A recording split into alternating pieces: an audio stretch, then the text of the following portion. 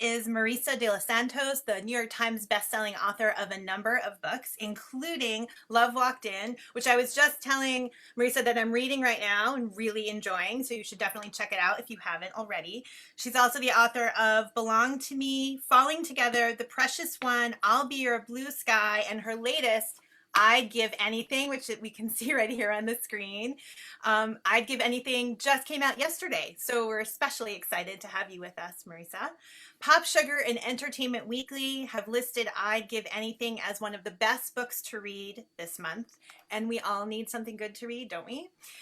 Publishers Weekly called it heartfelt, and Booklist ran a rave review praising her exquisitely luxurious poetic writing. That's a gorgeous description. And that's not surprising because Marisa is an award-winning poet with a PhD in literature and creative writing. She resides in Wilmington, Delaware with her family. Welcome, Marisa. Thank you so much for having me. I'm happy to be here. Also with us today is Rebecca Dowling, who is the owner of Hockessin Book Shelf. Ooh, I got it right. Hockessin Book Shelf in Hockessin, Delaware. And Marisa has invited Rebecca to be joining us today to talk about Hockessin Bookshelf, one of her favorite independent bookstores. And we were just talking before we went live about where Hockessin is located. So for our viewers who are not familiar with your area, who have not had the pleasure of visiting Delaware, Rebecca, can you tell us where you are located and a little bit about the community that you serve? Sure. We're in the northern part of the state, just outside of Wilmington, and right up against the Pennsylvania border. We're kind of ideally situated in the sense that we're surrounded by a bunch of schools. We have a lot of young families, and we also have a lot of retirees around us too. So like we're just in a great position to have a well-rounded reader base. So that's really great. And we're right off of 95. So we're so close to Philly and Baltimore, and most people have to drive right through our state to get anywhere else. So what exit off of 95 for those people who are driving through Delaware on a road trip when we are allowed to do that again, so they can stop by your bookstore? That's a trick question. I wouldn't know either. I know. Well, here's the thing is because Delaware is so small, you can get off on probably 6 different. Okay. So easy to get to. So definitely. Yeah. Okay. Now, on your website, you describe your bookstore as a small wonder, and you were telling me that your shop is 862 square feet of books. And 826 square feet. Say that again. 826. 26. Oh, I inverted that. Yeah. We're not the smallest bookstore in the United States, but we're small. But we call it a small wonder because we get to do so many things in a very small space. So we can move our middle section out to do author events, and we do story times and book groups and all kinds of things in a small but usable space. A real asset to the community, it sounds like. Now, how are you responding to the COVID-19 pandemic? How is it affecting your bookstore? Well, just this Friday, we were given the go-ahead to do curbside pickup. So before Friday, we were basically closed except for online services. We did some limited in-stock mail out, but for the most part, we were online and moved all of our children's story times online and all our book groups. And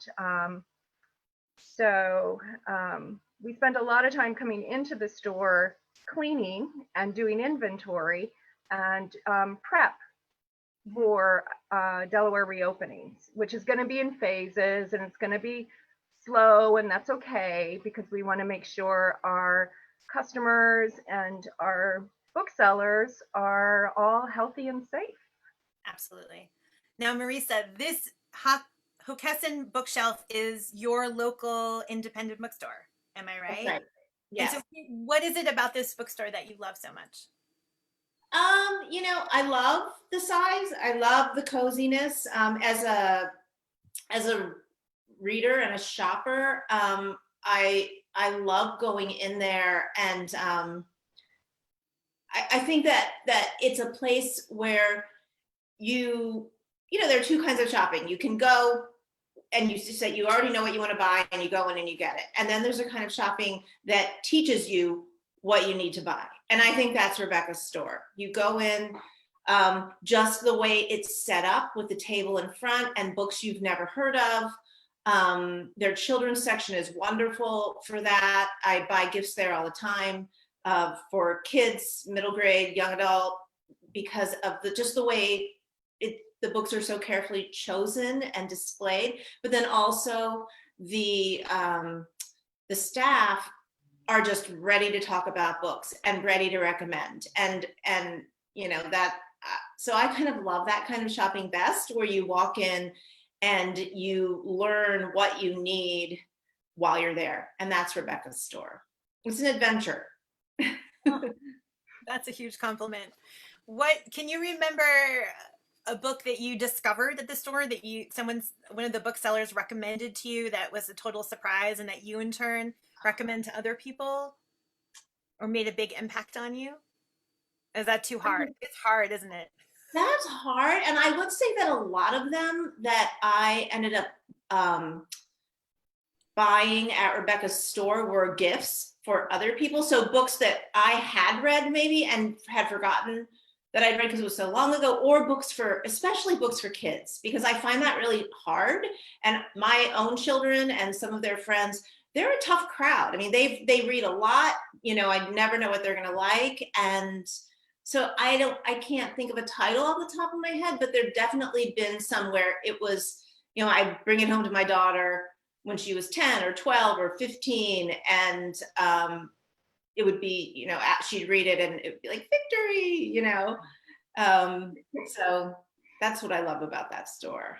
And Rebecca, how is it that your booksellers are so keyed into recommending these books? Are they all avid readers themselves? Are they writers? How do you hire such skilled recommenders of books? Well, they're all readers. And a lot of our staff have been there for a very long time. And they all get input into ordering. We all go through the catalogs. We all, read every arc that we can get our hands on. But they're super avid readers. And everyone has kind of a little niche, but everybody kind of goes into all the departments and things like that. But yeah, and they love talking about books. And they're all from the community. Every employee I have was a customer first.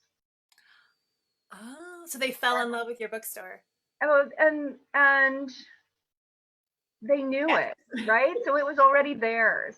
Yeah. So I'm blessed to have such like an amazing amount of people who really invest themselves in our store and in our events and things like that. So it's a wonderful community feel. That's a very special aspect of independent bookstores, isn't it? That the people who work there are so committed to supporting authors, supporting books, and getting the word out. We're getting audience questions. So Rebecca, for you, can you think of a book you've discovered and spread the word on to your community? So a book you fell in love with and that you've been shouting from the rooftops, you must read this. I feel like asking a bookseller this is like asking who's your favorite child, right? Exactly. It really is. But I have to say that we are so lucky in Delaware to have amazing authors who either grew up in Delaware or live in Delaware. So every time we know an author is having a book come out, it's so exciting to be able to talk about somebody who lives down the street or lives around the corner. We've been so lucky to have Marisa do a host of events with us over the years, like 6 or 7 events, and they've all been very different. And I feel like just in the last 6 months or so, but it was probably longer, Christopher Castellani was in, and he stops in when he's in town, and his book Leading Men is spectacular. And it was, Sharon Hoos wrote lives literally behind the store, and she's a young adult novelist, and Erin Entrada Kelly lives around us. She just dropped off book plates for her book that just came out, We Dream of Space, which was fabulous. And what I really love is both Erin's book and Marisa's I'd Give Anything are set in Delaware. Maybe not specifically said, but they're really Delaware books. So when people come in, it's fun to recommend a book that has that connection to the state and the community, and then to be able to put yourself in that place. It's been fabulous. It's great. Terrific. Marisa, what can you tell us about the bookstore? What is something you would want people to know that makes it so unique for you? Well, as an author who I have done a number of events, and I think a couple maybe, I did the first event of that type at Rebecca's store, because Rebecca does incredibly creative events. And that's what I love. I think that's what the people who come to the store love. I have done many events at other places where I stand up in front of a group of people behind a podium and have a talk, like a prepared talk with a Q&A. And that's fine. But what I love about Rebecca's events is that everything becomes a conversation. So it's not me just talking, which is not that exciting for me because it's not dynamic. So what I love is one event I did, I think it was for the Precious one. Rebecca invited local book clubs, maybe 5 local book clubs. And many of them were very long-standing clubs. I was amazed by how long they'd been meeting. And they all had read the book, and then they all came to the store with their clubs. But the conversation became not just me with members of a specific club, but the book club members from different book clubs talking to each other. It's just, there's so much energy. And then I think for I'll Be Your Blue Sky, we played bingo. We played like author bingo, which was so fun. So I know that when I do something, and what I would tell writers who get the chance to go to Rebecca's store for an event is that you won't be bored. The event that was supposed to happen yesterday was, and I'm still sad that it can't happen, although we all understand that it is the way it is for a reason, but Caroline Levitt was going to come to Delaware, and we were going to have an author conversation. And then in August, when her book With or Without You comes out, she was going to come back to the store, and I would interview her. So that kind of just exciting, thing. And there's an intimacy in every event, even when there is standing room only, because of the atmosphere of the place, and also because of the size. So I would say to writers, please do events at Rebecca's store, because it will be so much fun for you. Sounds like you do a great job, Rebecca, in building community and using these books as a way for people to connect and find one another. It really, it comes down to community, right? It really does come down to like creating a community and giving community a space to be. And, third places, right? Bookstores are always third places. So that's really what I love putting together. I'm so sad that we didn't do the event last night either, because Caroline Levitt has done a book group with the author at our store and some of our other events. And I was so looking forward for Marisa and Caroline to be in the store together. One, because they've known each other for years, but have never met in person. You haven't? Oh, I am such a fangirl when it comes to Caroline, but also we have been social media friends for years and have interacted kind of emails, texts, online, you know, on Facebook, but haven't met. And we will one day. I hope at Rebecca's store, but it didn't happen yesterday. So something to look forward to. And yes. for those of our viewers, Caroline Levitt is a novelist, and she is one of the co-founders of A Mighty Blaze. So she is much beloved here. And another thing that's beloved is your brand new book, Marisa. So Rebecca was just saying that you just finished it, and you have a question you wanted to ask, or there's a local connection. There's a Delaware connection to your book. Yes, I wanted to know, because I've only spoken briefly to Marisa about it. I wanted to hear about the local story that's sort of the inspiration behind it. You know, it's so exciting for me to have an actual answer to the question, what inspired you to write this book? Because normally I have no idea really why I write the books I write and where the ideas come from. And I think they come from so many places that I can't pinpoint, they kind of coalesce. But this one was actually my kids. My daughter is a senior. She is supposed to graduate at the end of this month from a school where she's been since she was 4, a Quaker school in Wilmington. And my son went to the same school for years. He's now in college. And when I believe he was in 7th grade, and which would have put her in 4th grade, there was a fire at the school that started in the auditorium and was pretty catastrophic in terms of damage to the school. But it was also handled so beautifully that none of the parents even had time to be scared, because it was the middle of the school day, but they got every kid out. Every kid was accounted for within minutes, like 15 minutes maybe. They all went down to the lower fields, the lacrosse field. And but what was interesting to me is that it was ruled an arson. And to my knowledge, no one has ever been arrested. They've never figured out who did it. And the school was not the school in my book. There is a school fire in my book that happens 20 years before the present day. So the main character, who is 38, was 18 and a high school senior.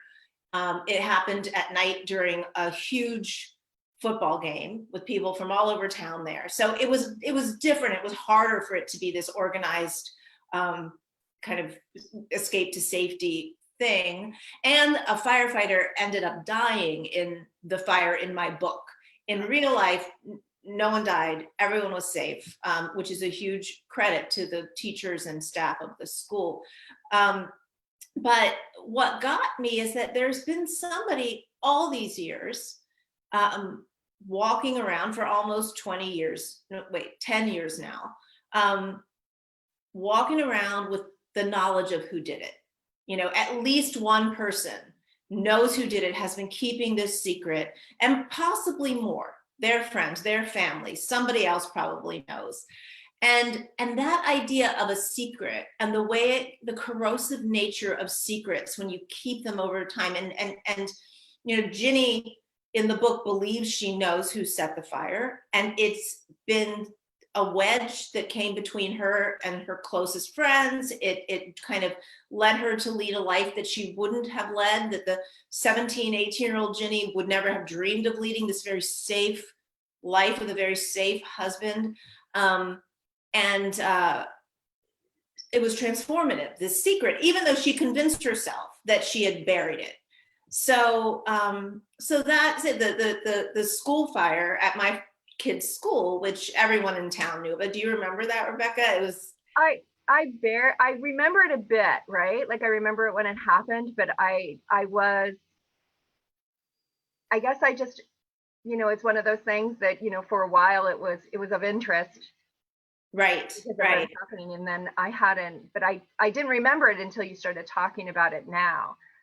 Yeah. So I just, that was really, it's less the fire and more the secret that someone's been keeping of who said it. And I also love the part in the book about the bonds of friendship and what that means, and how and when they form, and when you're lucky enough to have certain bonds that last kind of a lifetime and not just a segment of your life, and what that means to the characters. I thought that was handled really, really well. Thank you. I mean, I think that my subject, if I have a subject, is love stories, but not necessarily romantic love all the time. I mean, that's in there, but to me, there is a love story that happens in friendships. And there is a very real love story that happens with Zinni, is what she's called in high school, and her friends, these three friends. But then after the fire, their friendship changes, and she can't tell them why she's withdrawing, why she's not. The firefighter who was killed was one of that group of friends' father. And because she believes she knows who did it, she can't be as close to them as she used to be. And she sort of pushes them away at a time when they all most needed probably each other's support. And so, but yeah, I think that friendship is as valid and as powerful a love story as any other kind of love. So thanks for saying that. I think you're going to have many people who want to read this book. Right? Yeah. Sounds like there's a lot to take apart and discuss. Sounds like it's another perfect book club discussion topic. You know, really can get into these deep conversations about defining friendships, sustaining friendship, and the power of secrets. That's exciting. I'm going to put that on my to-read list.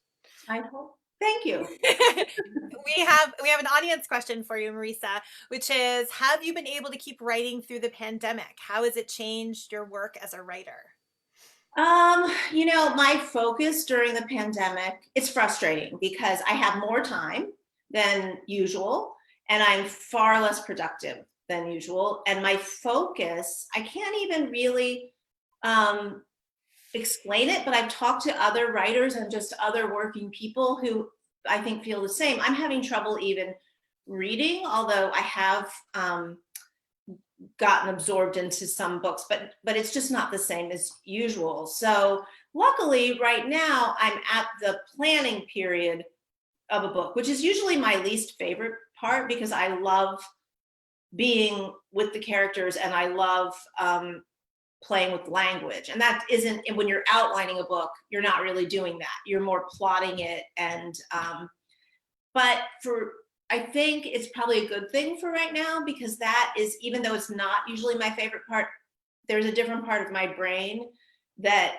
does that part. The creative part of this really creative and inventive part of my brain isn't really in the same way participating in that. So whatever it is, it's kind of good because it's almost puzzling. You know, it's almost like a puzzle where you have note cards and you move things around, and that is still more or less functioning. So I'm getting that part done, but it isn't what I would call real writing. And I think if I were in the real writing stage, it would be hugely challenging for me.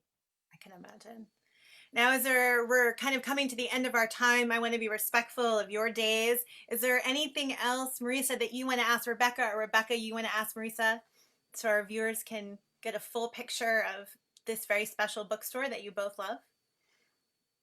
Well, I know Rebecca would, because this is who she is, would not want this to end without mentioning the 3 other independent bookstores in the state of Delaware. Rebecca, do you want to talk a little bit about that? Yeah, one of the things about Delaware being so small, we also don't have a large number of independent bookstores currently. And in the last 2 years, we lost probably one of the longest running bookstores, 9th Street. So I do want to make sure we talk a little bit about the other teams of booksellers in Delaware, and that's the Delaware Art Museum's bookstore, which has become a general bookstore. more than just a museum store. And there are 2 bookstores down at the beach area too, and that's Browse About Books in Rehoboth Beach and Bethany Beach Books in Bethany Beach, Delaware. So, and I'm sure Marisa would have been at all of those stores in one way or another in the next like 3 months. So I feel like it's really important that we give a shout out to them too. Yes, I've done wonderful events at all 3 of those places, and many events at the beach bookstores. I did an event at the Delaware Art Museum, which is of course a beautiful place to be and to stand in and talk. So yes, a shout out is to all 3 of them. They are good to writers. They understand, they're huge readers, all of the people who work there, good places. Excellent. Thank you for that. And so we just want to remind our viewers that you can buy books directly from Hockessin Book Shelf. So you're hockessinbookshelf.com, right? Yep. And if you're local, you can do curbside pickup starting next week. No, already. Already, you can do a Yep, curbside. last Friday. Yep. But you can go online and you can support this very important bookstore by placing an order and having it shipped to you. You can get any number of books, including I'd Give Anything, out just yesterday, and clearly an exciting book that we all should put on our to-read list this month and going forward. Thank you so much, both of you, for being here. It's been a real pleasure to see a little bit of your slice of life in Delaware and this bookstore that is a must visit for local residents and anyone driving down 95 or up 95 when we can do that. Definitely a spot worth visiting. Book lovers, thanks so much for joining us today on Authors Love Bookstores. We'll be back at 4 p.m. today with another round. Today's our special doubleheader day when we'll be talking with Christopher Castellani and Rake Straw Books. Thanks so much for joining us. Take care.